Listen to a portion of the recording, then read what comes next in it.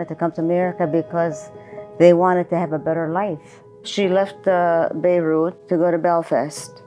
And then from there, they were going to board the Titanic to come to America. She did talk a lot about the ship. She said it was gorgeous. It was like a castle. She's never seen anything like that in her life. And she had her two cousins on the ship that traveled with her from Lebanon.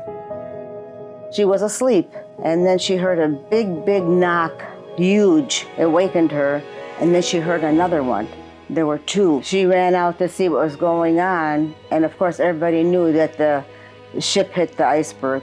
Everybody was going crazy, not knowing what to do. Everybody was screaming and yelling, and it was so much fear. People were jumping off the boat.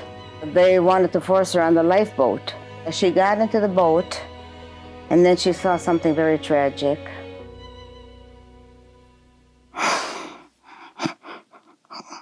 One of the cousins tried to get into the lifeboat, and he didn't make it. The other cousin was also trying, and they shot him. So the one went overboard, and the other one got shot. And this is what she saw. She got into the lifeboat, and when they were in that lifeboat, all they heard was screaming and people just in chaos. And then as time passed, a little time passed, the ship started to sink. And it went down, and it was so dark that she said if she were to put her finger up, you couldn't see it. It was just plain dark, and people are screaming.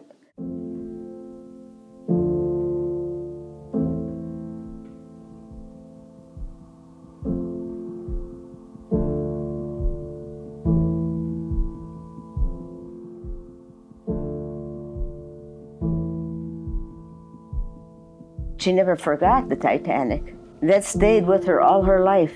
Everyone that came over to the house, throughout the years, they would ask her, and she would tell the story. She was one of the lucky ones, really, to be saved. You had to be very, very, God had to be with you.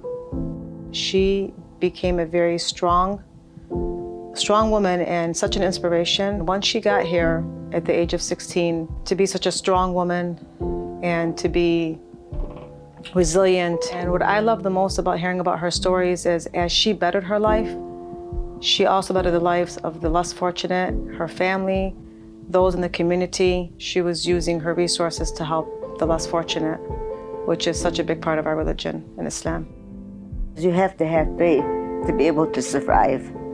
To survive something like that, you have to believe in Allah. She did. She did.